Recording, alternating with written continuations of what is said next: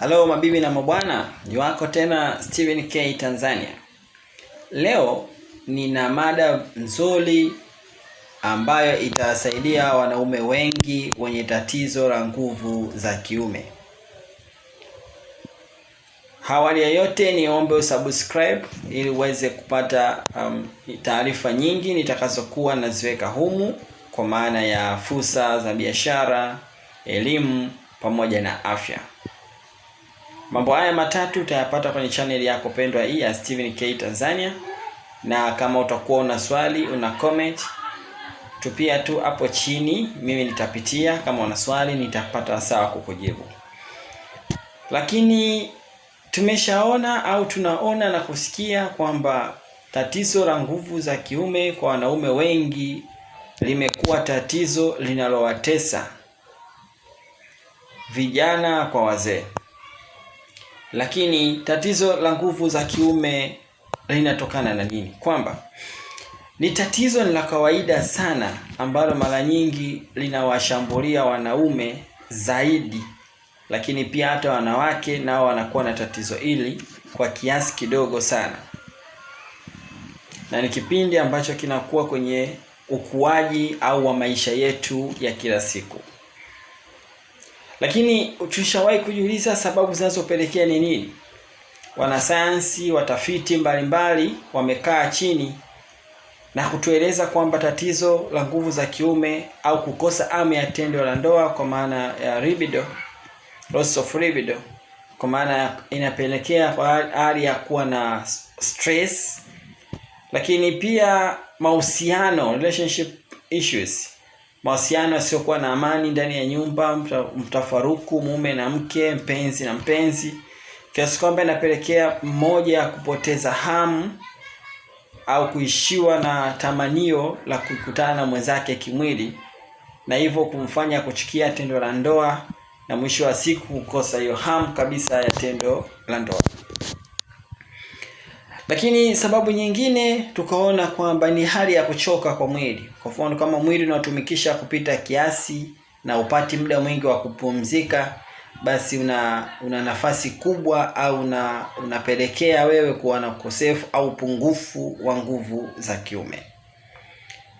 Lakini dalili zake ni zipi? Tutajuaje kama huyu mtu ana tatizo la nguvu za kiume? Dalili kubwa ni moja tu, ambayo tunasema homoni ya kiume imeshindwa kuzalisha homoni nyingi zaidi. Tunajua wanaume tuna homoni inaitwa testosterone. Kazi yake yeye ni kuzalisha kwa wingi mbegu za kiume.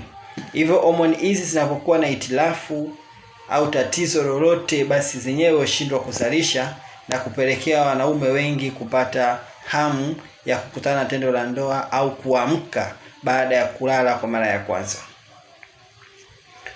Lakini sababu kubwa zaidi tukasema kuna limit ya age, kwa maana umri. Mara nyingi watu wanaokuwa na umri zaidi ya miaka 40 wako kwenye nafasi kubwa ya kuugua ugonjwa huu, au nafasi kubwa ya kukosa nguvu ya kushiriki tendo la ndoa, kwa maana ya upungufu wa kwa upungufu wa nguvu za kiume. Na mara nyingi hii yote inapelekea kwa hormone testosterone kushindwa kujizalisha kwa wingi katika umri huu, na hivyo kupelekea hali ya mtu kutotamania tendo la ndoa, na hata kukufanya uume usierecti, kwa maana ya kusimama imara ukashindwa, kwa sababu hormone iliyokuwa mule imeshindwa kujizalisha kwa wingi na kupelekea maumbile ya kiume yashindwe kusimama imara. Lakini kuna sababu zinazopelekea wanaume wengi kupoteza nguvu za tendo la nguvu za kiume, na sababu hizi ni kama zifuatazo, nitazielezea kwa haraka. Lakini sababu kubwa ni 1, 2, 3 ni kwamba depression, kwa maana ya msongo wa mawazo. Mara nyingi unapokuwa na hali ya msongo wa mawazo, basi hamu ya kushiriki tendo la ndoa inapotea. Hivyo kitendo cha kuwa na mawazo zaidi ya mara 2, mara 3 kitakufanya upoteze hamu kabisa ya kushiriki tendo la ndoa. Na ili wanaume wengi limewakuta katika maisha yetu ya kila siku. Matatizo ya mawazo, msongo wa mawazo imekuwa ni jambo la kawaida kulingana na maisha tunayoishi. Jambo la pili, stress, wasiwasi. Ukiwa na hali ya wasiwasi, labda umeshiriki tendo la ndoa nje huko, alafu kaja ndani ya nyumba, basi ile hali ya kuhisi kwamba mwenzangu ananijua, unajikuta tu mumbile linashindwa kusimama imara kwa sababu unakuwa tayari umeshafanya huko nje. Au hali ya wasiwasi ya maisha yetu kulingana na ugumu wa maisha, mtu ameshindwa kula vizuri, sasa na hofu nikija kushiriki nitaweza kweli. Kwa kujitengenezea hali ya wasiwasi inapelekea wanaume wengi kushindwa kushiriki tendo hilo. Sababu nyingine, matumizi ya dawa zisizo rasmi. Hapa tumeona watu wengi wanawezekana kawa wanatumia madawa ya kulevya, madawa ya kuongeza nguvu. Sitaki kutaja madawa hayo, si karibia watu biashara, lakini pia nimeonekana ni sababu kubwa ya wanaume wengi kuwa na tatizo hili, kwa maana kwamba wanatumia tu madawa, hususani haya madawa ya kulevya, basi inachagiza kiasi kikubwa sana kupoteza hamu au hashishi ya kushiriki tendo la ndoa. Sababu nyingine kwa wanaume wengi, matumizi ya masturbation kwa muda mrefu. Wengine wanakuta tangia wamezaliwa wao wanafanya tu hii michezo. Sasa tunapokuja kwenye hali ya utu uzima, ile mishipa inakuwa imesinyaa, kuirudisha kwenye hali yake inakuwa ni mtihani na changamoto kwa kweli. Lakini kingine kinachopelekea kukaa kwa muda mrefu, hususani kwa ndugu zangu madereva wanaosafiri kutoka nchi moja kwenda nchi nyingine bila kuinuka kufanya mazoezi ya kunyoosha mgongo, pia inapelekea kukosa hamu au kupelekea umbile kushindwa kusimama imara kwa sababu ya ile mishipa inakuwa imekaliwa muda mrefu, na hivyo mpaka ije kuwa twisted inachukua muda kidogo. Lakini kuna sababu nyingine za madawa. Mfano wa madawa au kuna magonjwa ya muda mrefu pia yanapelekea. Nikisema magonjwa ya muda mrefu hapa ninamaanisha wana nyingi au wenye pressure, wanaotumia dawa za pressure, wenye tatizo la kansa, wenye tatizo la moyo, pia yanapelekea watu kama hawa kupoteza nguvu za kiume. Lakini pia kama ulishawahi kufanyiwa matibabu ya kansa kwa maana chemotherapy au kufanyiwa mionzi, basi pia una nafasi kubwa au kichocheo kikubwa cha wewe kupoteza nguvu za kiume. Lakini nyingine, matumizi ya dawa za fungus kwa muda mrefu. Kwa mfano dawa moja inaitwa ketoconazole, mara nyingi inapelekea watu wengi kupoteza nguvu za kiume, na kama utatumia kwa muda mrefu zaidi.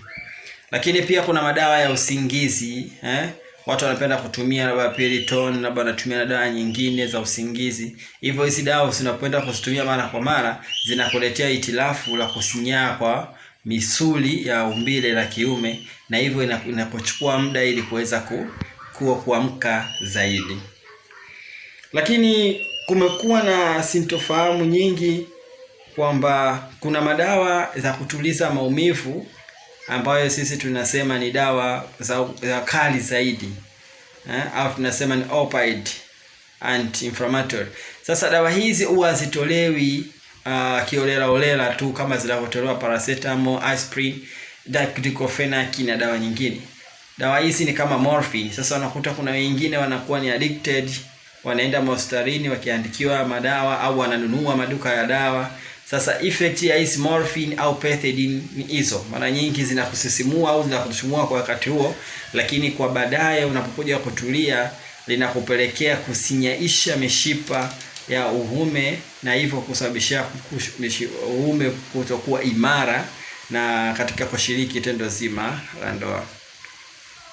Lakini kulala kwa muda mrefu, mara nyingi tunasema kushindwa kupata usingizi kwa muda mrefu, kwa maana kuna watu wengine wanafanya kazi asubuhi na jioni lakini hapati muda wa kulala au kupumzisha mwili, na hili pia linapelekea kuwa ni tatizo kubwa. Kwa hiyo lazima tujitahidi miili yetu kuwa na nafasi kubwa katika kupumzisha baada ya kazi na kuweza kulala. Kufanya mazoezi kupita kiasi, lakini pia kufanya mazoezi kwa kiwango cha chini sana. Kwa hiyo lazima mazoezi tunayofanya yawe yamebalance, yasiwe wasiwe kwa kiasi kidogo sana na sio kwa kiasi kikubwa sana, kwa sababu kufanya mazoezi inakurahisishia au inakustimulate misuli ili iweze kuamka zaidi. Sasa ukifanya kupita kiasi nao ina shida yake, lakini na ukifanya kwa chini ya kiasi nao ina shida yake. Kwa hiyo lazima tufanye mazoezi kulingana na mahitaji ya mwili jinsi unavyotaka. Lakini utamsaidiaje mtu ambaye ana tatizo hili la nguvu za kiume? Watu wengi wameshatembea sehemu mbalimbali, wengine kusini, wengine magharibi, yote ni kutafuta tiba. Lakini hapa nitakuelezea tu baadhi ya madawa au baadhi ya nini ufanye, then utagundua wewe unakosea wapi, na kwa namna moja au nyingine nitakuwa nimeweza kukusaidia. Kama utakuwa hujapata jibu, basi comment hapo nini unataka kujua, then nitakujibu na nitakuelekeza nini cha kufanya. Kwa kawaida nguvu za kiume, hususan kwa wale wanaopiga sana punyeto au kwa maana masturbation, unalazimisha mgando wa damu katika njia au katika ile mishipa. Hivyo ni lazima uje upatie dawa yenye kusafisha mishipa yote ambayo tunasema mishipa ambayo inaizunguka uume, ili uweze kupitisha mbegu kwa imara zaidi. Kwa bila kupata hizo dawa nayo inakuwa ni mtihani. Na kuna dawa moja inaitwa Micro 2, maana yake ni nzuri sana katika kusafisha tatizo la moyo, kusafisha pia mishipa hiyo, na hivyo itakurahisishia zaidi.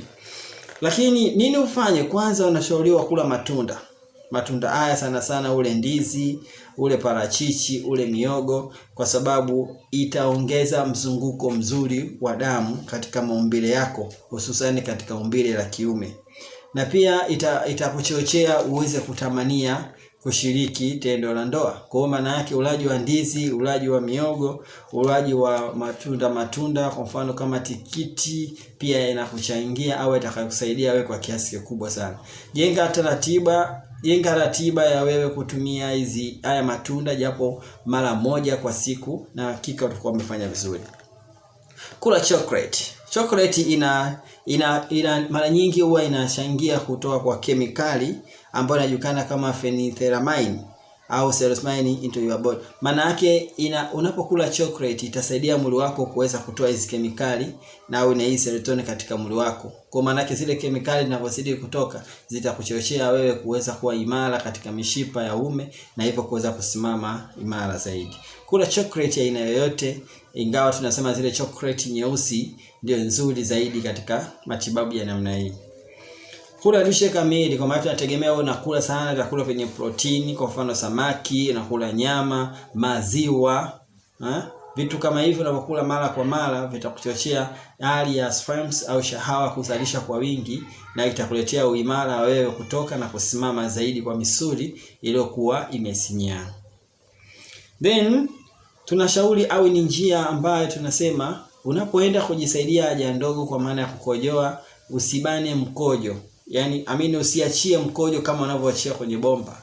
Kojoa kwa system ya kubana na kuachia, kubana na kuachia. Yaani unaruhusu mkojo utoke na wakati huo unaubana usitoke. Unaruhusu utoke mpaka utakapomaliza. Kufanya hivyo utatwist au utaibusi mishipa iliyokuwa imelala, na hii hususan ile mishipa ambayo iliathirika kutokana na tendo zima la kupiga au kushiriki punyeto. Jiamini zaidi katika kushiriki tendo la ndoa. Maana yake sio unaenda kushiriki tendo la ndoa unaanza kuwa na wasiwasi, sijui hata nichukuliaje. Hapana. Yaani wewe jiamini kwamba mimi naweza leo na nitafanya nitakufanya. Hata kama itakuja kutokea katikati ya safari, wewe usichukulia kama ni kitu cha kawaida sana. Napotezea mawazo yako, asifikirie pale, fikiria sehemu nyingine huko. Sasa itakusaidia hali ya kujiamini, na hivyo mwisho wa siku mishipa itaweza kuwa imara zaidi. Punguza kiasi cha pombe. Watu wengi tumeona kunywa pombe kupita kiasi. Tafuta kilevi chako kimoja tu kama ni waini yako kwa moja kwa siku. Tumia hivyo. Utakapofanya hivyo maana yake utasaidia mwili wako uweze kupunguza sumu mwilini, na hivyo itakufanya wewe uweze kushiriki tendo la ndoa kwa urafiki zaidi na imara zaidi. Lakini pia pumzika. Tunatenga muda mwingi wa kupumzika. Umefanya kazi zako, rudi nyumbani, pumzika, lala na vitu kama hivyo. Lakini ni njia nyingine ningependa kushirikisha, tumia vyakula lishe. Vyakula lishe viko vingi. Kwa mfano kuna dawa moja inaitwa X-Power Coffee. Hii ni kahawa, ni nzuri kuondoa sumsumu ambayo inapatikana kwenye damu katika mwili mzima, na pia huondoa migandamizo ya mabaki ya uchafu yanayotokana na hizi masturbation au vitu vingine kwenye mishipa ya uume. Kwa hiyo utakapotumia kahawa hii itakurahisishia na kufanya mwili wako uwe safi zaidi na kuwa mwepesi zaidi. Lakini pia ukitumia na hizi dawa X-Power Man, hii pia ni nzuri kwa sababu itaenda kuondoa ni sumu na kuboresha misuli yako ya uume. Na kama utazipata zote tatu, kwa maana Micro 2, na pia kama utapata dawa nyingine inaitwa X-Power, na kama utapata X-Power Coffee, basi utakuwa mwili wako umekaa vizuri. Na kama utatumia then ukayafanya kama haya ambayo nimekueleza: kula matunda, kula chocolate, kupumzika, kula lishe kamili, kubana mkojo kila wakati pindi unapoenda kujisaidia, basi tatizo lako litakuwa limekwisha kabisa. Kama unafikiri kwa kufanya hivi utashindwa, jaribu kwanza. Utakaposhindwa nirudie, nitakuelekeza namna ya kutumia muda. Hapa ni somo kamili, nitakuja kuelekeza namna ya kutumia muda katika kushiriki tendo la ndoa. Namna ya kutumia muda katika kushiriki tendo la ndoa. Mara nyingi ukitumia tiba hii ya kushiriki kwa muda, kwa maana siku ina masaa 12, lakini lazima ujipime ni masaa gani ukishiriki tendo la ndoa kwako inatumia muda mrefu, na masaa gani ukishiriki tendo la ndoa kwako alitumia muda mrefu. Hili ni somo, endelea kunifuatilia, nitakuja kufundisha zaidi. Ni wako tena Steven K Tanzania. Subscribe, comment, share, mengi utayapata. Asante.